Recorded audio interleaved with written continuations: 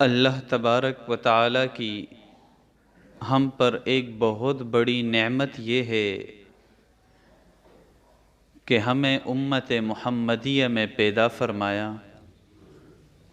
اور پھر وہ کلام پاک، وہ کتاب ہمیں دی گئی، اس امت کو دی گئی، جو تمام کتابوں میں عظیم الشان کتاب، کہ دنیا کے اندر آدم علیہ السلام سے لے کر قیامت تک اگر عظیم الشان کتاب ہے تو وہ ایک کلام اللہ ہے، قرآن کریم ہے۔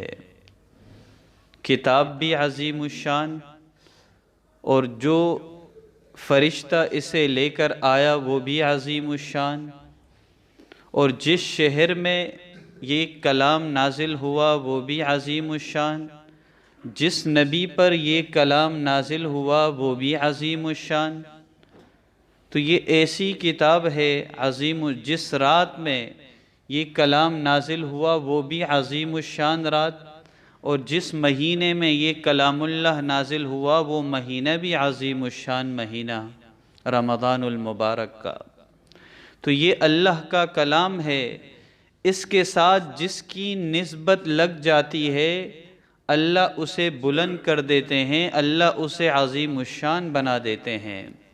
ایک کاغذ ہے، بازاروں میں دیکھتے ہوں گے، مارکیٹوں میں دیکھتے ہوں گے، کاغذ بہت سارے ملتے ہیں، روڈ پر پڑے ہوئے بھی نظر آئیں گے، لیکن جس کاغذ پر کلام اللہ لکھ دیا جائے اس کو بغیر وضو بھی ہاتھ نہیں لگا سکتے، اللہ اس کاغذ کو بھی عظیم الشان بنا دیتے ہیں۔ تو یہ وہ عظیم کتاب اللہ تبارک و تعالی نے ہمیں دی ہے، جو قرآن کریم کے ساتھ اپنی نسبت کو جوڑ دے گا، اپنا تعلق کلام اللہ کے ساتھ بنا دے گا، اللہ اسے بھی عظیم الشان بنائیں گے۔ یہ ہمارے مثالیں ہمارے سامنے ہیں، یہ ساری مثالیں۔ ان اللہ یرفع بہذا الکتاب اقواما، یہ ایسی کتاب ہے اللہ اس کے ذریعے لوگوں کو بلندیاں عطا فرماتے ہیں، وَيَضْعُ بِهِ آخرین، بہت ساروں کو گرا بھی دیتے ہیں۔ وہ کون ہوتے ہیں؟ جو قرآن سے اپنے آپ کو دور کر دے گا، تعلق کاٹ دے گا، اللہ اسے پھر خوار کر دیتے ہیں، اور جو کلام اللہ سے، اس کلام پاک سے دوستی کرے گا، اپنا تعلق بنائے گا، اللہ تبارک و تعالی اسے بلندیاں عطا فرمائیں گے۔ اور یہ دولت جس کے پاس بھی ہو، جسے بھی قرآن پڑھنا چاہے، حافظ ہو یا غیر حافظ، دیکھ کے پڑھنا آتا ہو، تو یہ بہت بڑی نعمت ہے۔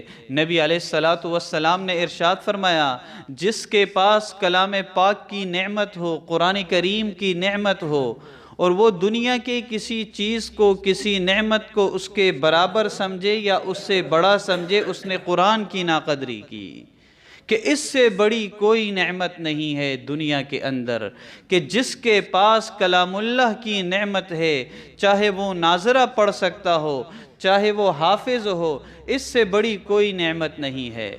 فرمایا دنیا کی کوئی بھی چیز ہو، بڑی سی بڑی نعمت دنیا کی ہو، بڑی سی بڑی مہنگی چیز ہی کیوں نہ ہو، کہ وہ کلام پاک سے بڑی کوئی نہیں ہے، کہ اس شخص کے پاس اللہ کا کلام اس کے پاس ہے، اس سے بڑی کوئی نعمت نہیں ہے۔ تو اللہ نے ہمیں اس امت میں پیدا فرمایا، ہمیں اللہ نے اس کتاب، یہ کتاب اللہ نے ہمیں دی ہے، یہ ایسی عظیم الشان کتاب ہے۔ اور ایک روایت کے اندر نبی علیہ السلام نے مثال سے سمجھایا اس کلام اللہ کو، کہ فرمایا وَفَضْلُ كَلَامِ اللَّهِ عَلَى سَائِرِ الْكَلَامِ بِفَضْلِ اللَّهِ عَلَى خَلْقِ، کہ دنیا کے اندر جتنے بھی کلام ہے، کتابیں ہے، یہ ہمارا قرآن کریم کلام اللہ بھی ہے، کتاب اللہ بھی ہے۔ اس سے پہلے جتنے بھی کتابیں نازل ہوئی وہ کتاب اللہ تو تھی، کلام اللہ نہیں تھی، اللہ کا کلام وہ نہیں تھا، یہ اللہ کا کلام ہے۔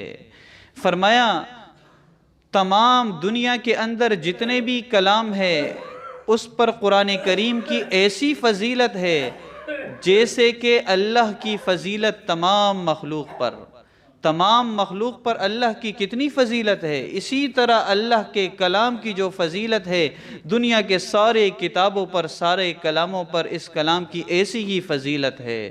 تو یہ ایسی عظیم الشان کتاب ہے کہ جو اس سے اپنا تعلق بنائے گا اللہ اسے بلندیاں عطا فرمائیں گے۔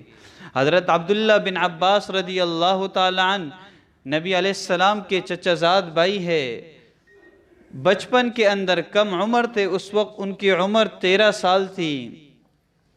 ایک مرتبہ شوق ہوا کہ میں رات کے وقت نبی علیہ السلام کو دیکھ لوں، تہجد کی نماز کیسے پڑھتے ہیں۔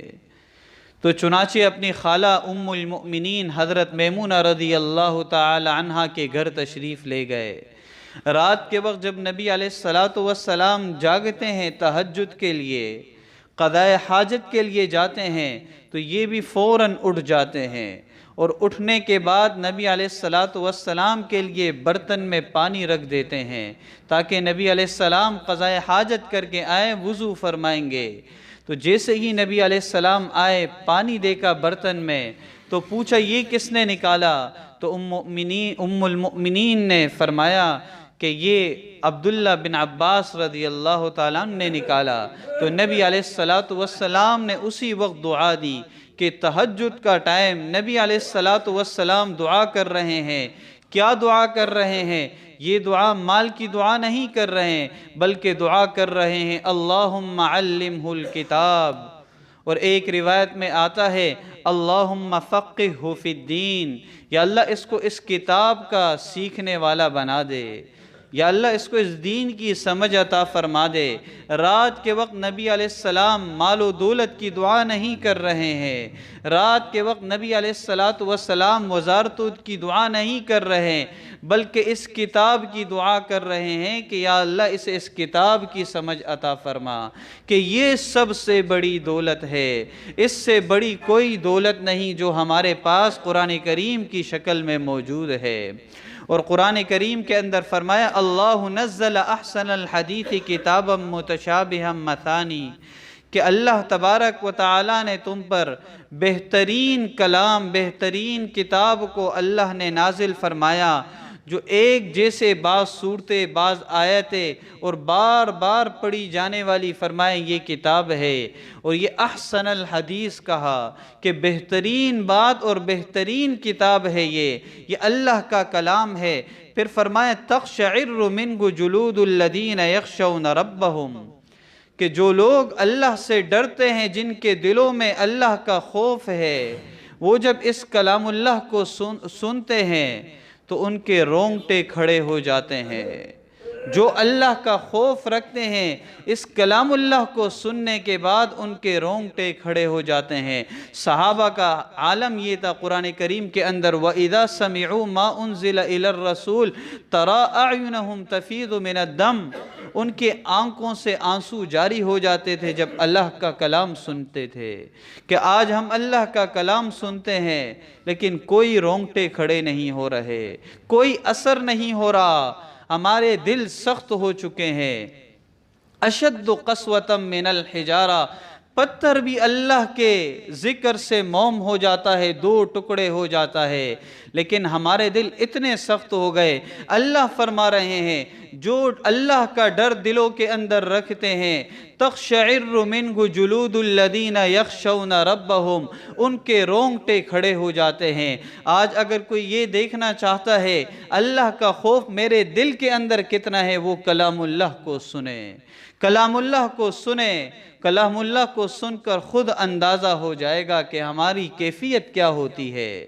ہم ٹھس سے مس نہیں ہوتے، یہ وجہ یہ ہے ہمارے دل سخت ہو چکے۔ پھر فرمائے ثم تلین جلودہم وقلوبہم الی ذکر اللہ، جب اللہ کا کلام سنتے ہیں اللہ ان کے دلوں کو بھی نرم کر دیتے ہیں، اللہ ان کے کھال بھی نرم ہو جاتے ہیں اللہ کے ذکر سے۔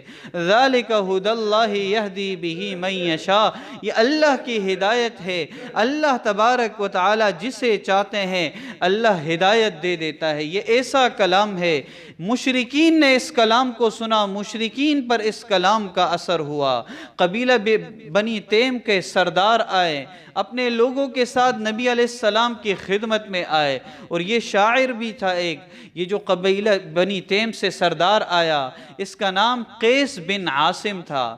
نبی علیہ السلام کی خدمت میں بیٹھا اور کہنے لگا، آپ پر جو کلام نازل ہوا ہے، مشرک ہے، ابھی کلمہ پڑھا بھی نہیں، نبی علیہ السلام سے کہہ رہے ہیں کہ آپ پر جو کلام نازل ہوا ہے وہ مجھے سنا دے۔ خود بھی شاعر تھے تاکہ میں یہ کلام سن لوں۔ تو نبی علیہ السلام نے سورہ رحمان پڑھنی شروع کر دی۔ جب سورہ رحمان پڑھی تو یہ شاعر پھر کہنے لگا، اعد علیہ، دوبارہ پڑھیں۔ انہیں سکون، مشرکین جب اللہ کا کلام سنتے تھے ان کے دل بھی نرم ہو جایا کرتے تھے۔ فرمایا دوبارہ اعد علیہ، دوبارہ یہ کلام سنائیں۔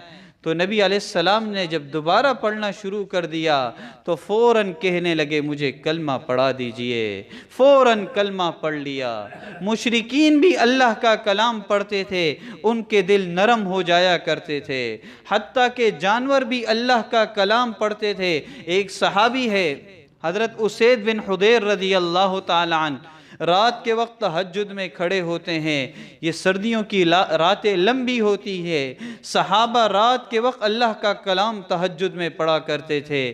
تو رات کے وقت تہجد میں کھڑے ہوئے اللہ کا کلام پڑھنے لگے۔ تو جس کمرے میں نماز پڑھ رہے ہیں اس میں گھوڑا بندھا ہوا ہے، وہیں پر ان کا بیٹا یحییٰ بھی سو رہا ہے، چھوٹا بچہ ہے، آرام کر رہا ہے۔ یہ صحابی تلاوت کرتے ہیں بلند آواز سے، تو جیسے وہ جانور گھوڑا قرآن کی تلاوت سنتا ہے وہ بھدکنے لگتا ہے، اچھلنے لگتا ہے۔ یہ فوراً تلاوت آہستہ آواز میں کر لیتے ہیں، کہیں گھوڑا میرے بچے کو زخمی نہ کر دے، وہ سو رہا ہے۔ چنانچہ اسی طریقے سے رات کو تلاوت کرتے رہے۔ پھر یہ گھوڑا، اس گھوڑے کی وجہ سے نماز اپنی تھوڑی مختصر کر دی۔ کمرے سے باہر آئے، باہر آ کر دیکھا، کیا دیکھتے ہیں کہ باہر آ کر ایک بادلوں کی طرح چیز ہے نورانی، اور آسمان کی طرف وہ روشنی جاتی ہے۔ صبح کے وقت نبی علیہ السلام کی خدمت میں آتے ہیں اور آ کر یہی سارا واقعہ سناتے ہیں۔ تو نبی علیہ السلام فرماتے ہیں، تِلْكَ الْمَلَائِكَ دَنَتْ لِصَوْتِكَ، یہ آسمان کے فرشتے تھے، تیری تلاوت سننے کو آئے تھے۔ اور پھر فرمایا، وَلَوْ قَرَأْتَ لَأَصْبَحْتَ يَنْظُرُ النَّاسَ إِلَيْهَا، اگر تو صبح تک قرآن کی تلاوت کرتا، آج مکے کے لوگ اپنی آنکھوں سے فرشتوں کو دیکھ لیتے۔ کہ جب انسان قرآن کی تلاوت کرتا ہے اللہ کی نورانی مخلوق اسے گھیر لیتی ہے، فرشتے اس کا کلام سنتے ہیں۔ ایک روایت کے اندر نبی علیہ السلام نے ارشاد فرمایا، تلاوت قرآن پاک کرنے والے کے فرشتے جو ہوتے ہیں وہ اس کے ہونٹوں کو بوسہ دیتے ہیں کہ یہ اللہ کے کلام کی تلاوت کر رہا ہے۔ یہ ایسی عظیم الشان کتاب ہے۔ آج ہم نے اس کتاب کو پس پش ڈال دیا۔